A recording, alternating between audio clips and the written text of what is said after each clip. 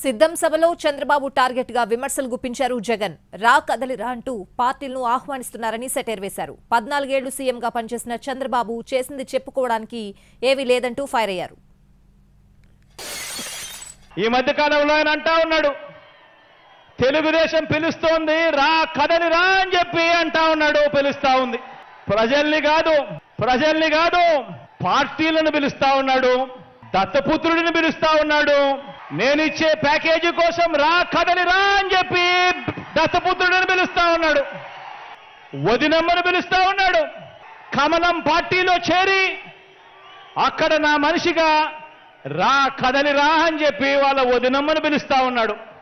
రాష్ట్రాన్ని అన్యాయంగా అడ్డగోలుగా విడగొట్టిన రాష్ట్ర ద్రోహుల పార్టీని వైఎస్ఆర్ గారి మరణం తర్వాత ఆయన పేరును కూడా అన్యాయంగా ఛార్జ్షీట్లో పెట్టిన నమ్మక ద్రోహుల పార్టీని 4 ఓట్లు చీల్చినా చాలు నువ్వు కూడా రా కదలిరా అని చెప్పి చంద్రబాబు నాయుడు గారు పిలుస్తా ఉన్నాడు.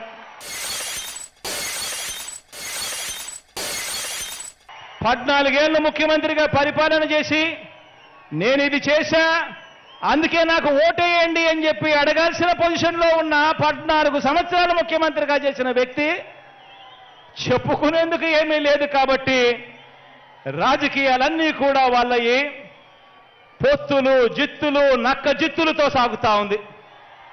ఈ మధ్య ఈ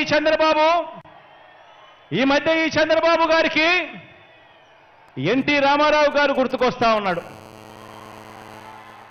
వెన్నుపోటు పొడిచేది ఆయనే,